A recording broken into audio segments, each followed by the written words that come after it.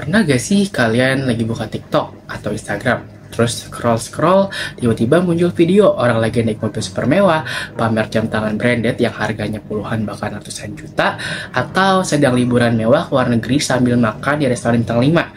Sekilas pasti bikin kita terpesona, ya kan? Kayak keren banget ya, tapi di balik kekaguman itu, pernah gak sih terlintas di pikiran kalian kayak apa beneran semua itu nyata? Atau jangan-jangan cuma settingan buat dapetin perhatian? Nah, fenomena seperti ini sebenarnya bukan hal yang baru, tapi sekarang makin ramai karena peran media sosial yang supermasif. Ini adalah bagian dari dinamika sosial yang sedang berkembang pesat, yakni cara kita berinteraksi, berkompetisi, dan mencari pengakuan di masyarakat yang semakin digital dan visual.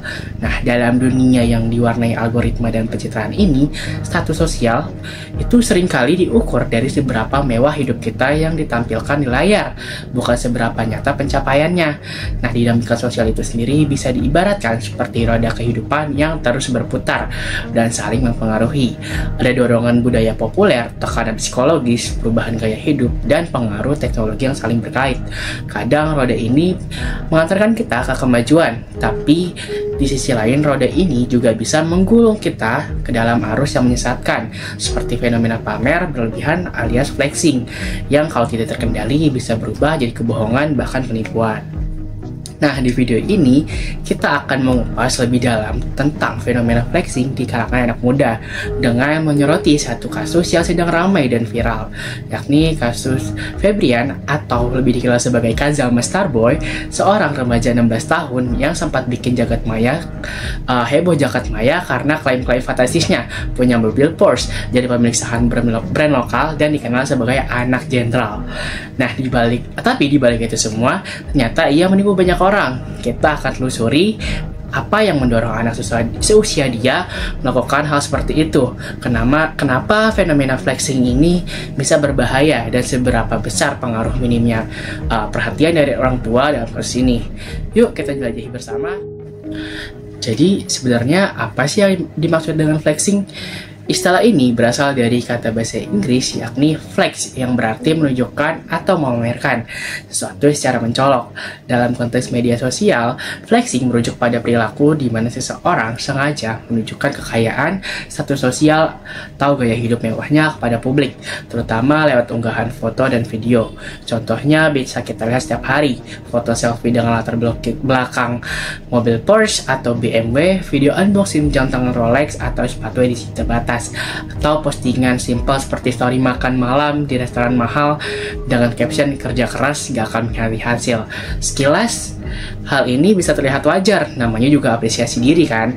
Tapi ketika flexing dijadikan alat untuk mendapatkan validasi sosial secara berlebihan, disitulah masalahnya mulai muncul. Nah, dalam ilmu sosiologi, flexing bisa dilihat sebagai refleksi dari dinamika sosial kontemporer, khususnya dalam masyarakat yang semakin terobsesi dengan pencitraan. Gaya hidup yang dulunya hanya bisa dinikmati oleh segelintir elit, kini bisa dipinjam dan dipamerkan oleh siapapun dengan bantuan teknologi, editan, atau bahkan kebohongan. Media sosial yang berfungsi seperti panggung virtual raksasa di mana setiap orang berlomba tampil sebagai bintang utama, dan siapa yang terlihat paling wah, paling glamour, dialah paling banyak mendapat perhatian. Hal ini terasa sangat kuat di kalangan Gen Z, generasi muda yang lahir dan tumbuh bersama internet. Bagi mereka, media sosial bukan sekadar hiburan, tapi bagian dari identitas. Platform seperti TikTok, Instagram, dan X atau yang sebelumnya Twitter menciptakan lingkungan di mana penampilan seringkali lebih penting daripada kenyataan. Algoritma media sosial juga memperparah situasi. Konten yang menampilkan gaya hidup mewah lebih sering viral, masuk halaman For You page atau beranda atau FYP, dan akhirnya menciptakan ilusi bahwa semua orang hidup enak kecuali kita. Nah, tekanan inilah yang mendorong banyak anak muda untuk ikut-ikutan agar tidak merasa tertinggal. atau bahasa sekarangnya itu FOMO atau Fear of Missing Out.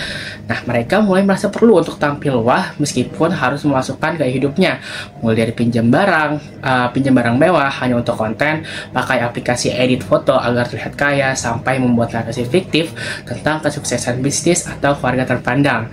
Nah, disinilah kita bisa memahami bahwa flexing bukan cuma soal narsisme atau keinginan tampil. Ia adalah respons sosial terhadap tekanan untuk diakui, dihormati, dan dianggap berhasil. Dan seperti yang akan kita bahas selanjutnya dalam kasus Kazama Starboy, dorongan untuk flexing ini tidak hanya berdampak pada dirinya sendiri, tapi juga menyeret banyak orang ke dalam lingkaran kebohongan yang merugikan.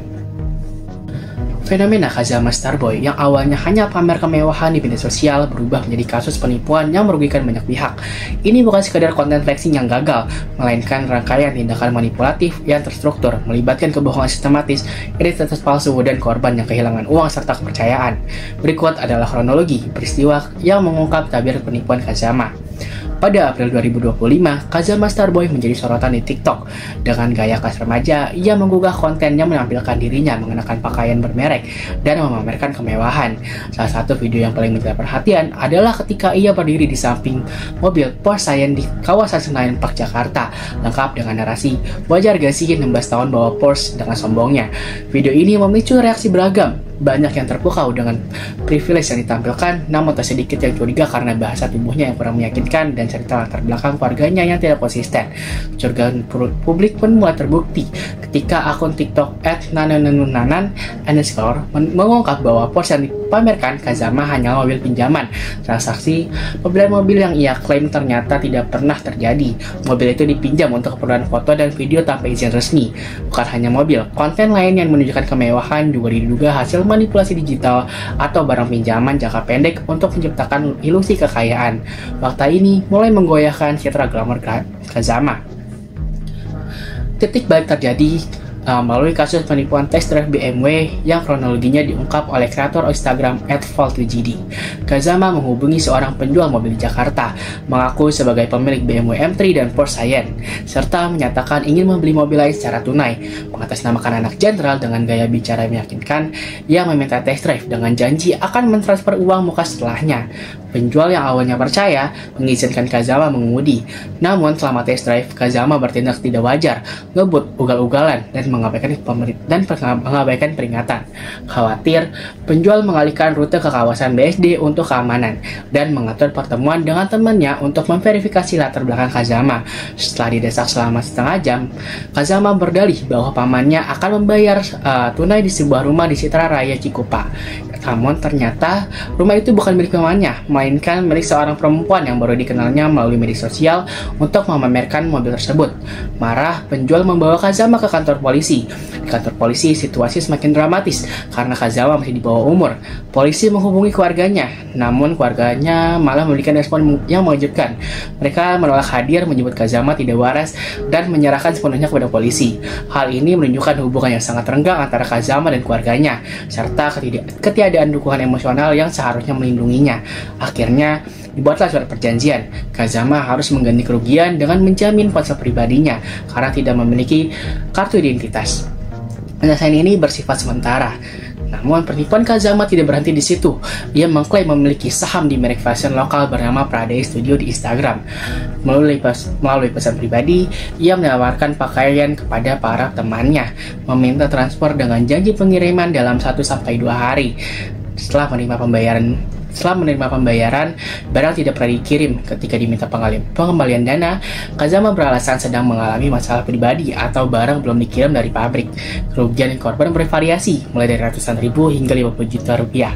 Lebih parah, Kazama mengancam korban agar tidak mengungkap perbuatannya dengan menggunakan status anak jenderal palsunya untuk membungkam mereka. Akhirnya, kebohongan Kazama tidak dapat ditutupi lagi.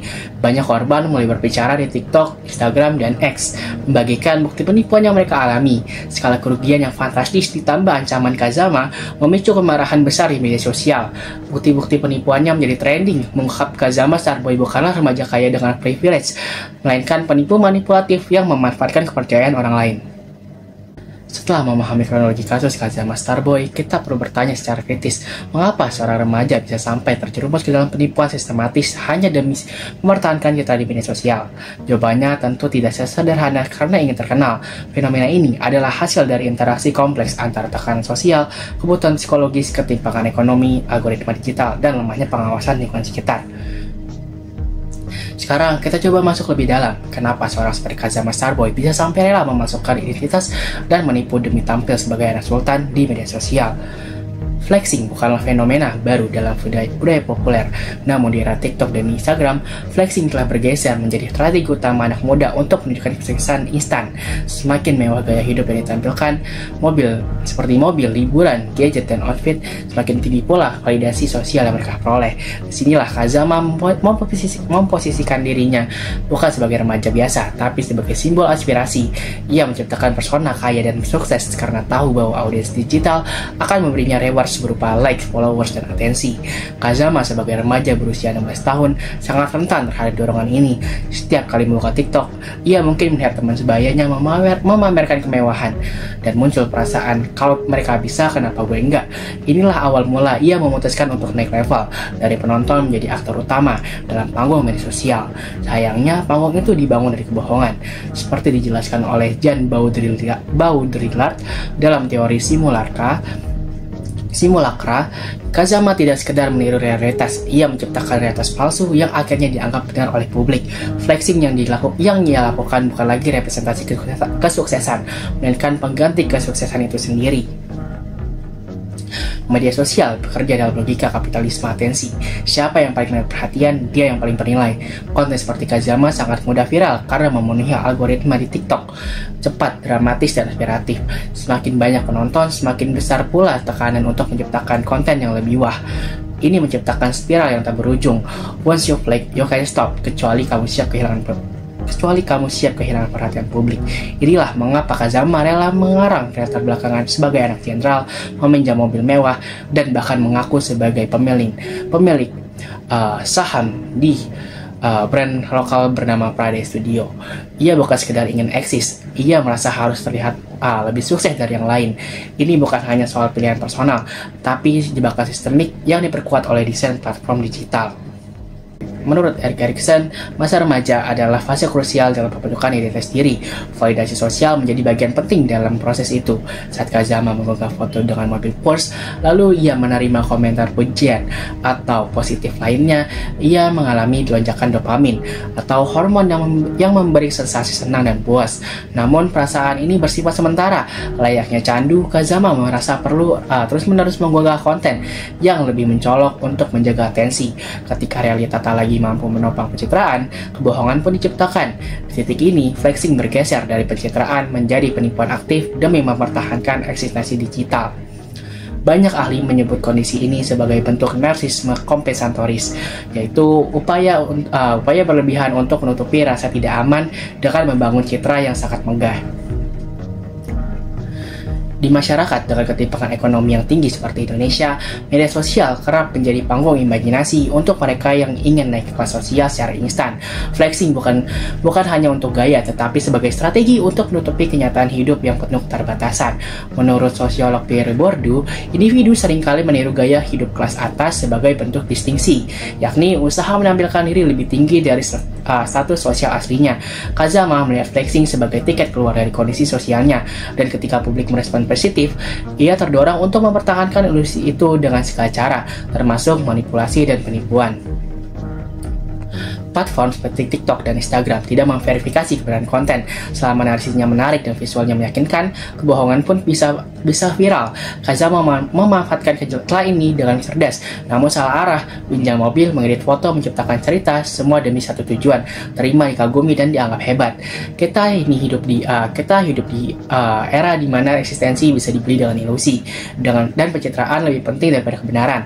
Media sosial adalah alat manipulasi realitas yang sangat efektif, terutama bagi mereka yang belum punya bekal etika digital dan kontrol diri yang matang. Kazama adalah bagian generasi yang mahir menggunakan teknologi, tapi miskin pemahaman dan pemahaman etis dan emosional. Ia bisa menyusun narasi, menyunting konten, dan menarik perhatian, tapi tak memahami batas antara hiburan dan pelanggaran hukum. Ini menunjukkan kelemahan dalam sistem pendidikan kita yang mengajarkan cara kita agar menjadi kreatif dalam media sosial, tapi tidak menanamkan tanggung jawab sebagai manusia digital yang etis. Literasi emosional yang minim juga berperan besar. Kazama tampak tak mampu mengenali dorongan internalnya, tidak punya kemampuan mengelola rasa iri, kecewa, atau minder. Semua diubah menjadi konten yang wah demi validasi semu. Yang paling menyedihkan dari kasus ini adalah ketika absennya figur pengarah. Ketika Kazama dipanggil oleh polisi, orang tuanya justru lepas tangan dan menyatakan tidak lagi mengakui dia sebagai anak. Ini menunjukkan adanya attachment gap atau celah emosional antara anak dan orang tua yang membuat remaja mencari kasih sayang dan pengakuan di tempat yang salah, yakni media sosial. Kazama mungkin menipu banyak orang, tapi tragedi sebenarnya adalah ia merasa perlu melakukannya untuk merasa berharga. Mari ubah budaya ilusi menjadi budaya kejujuran, dari flexing menuju pembangunan karakter. Sekian dan terima kasih.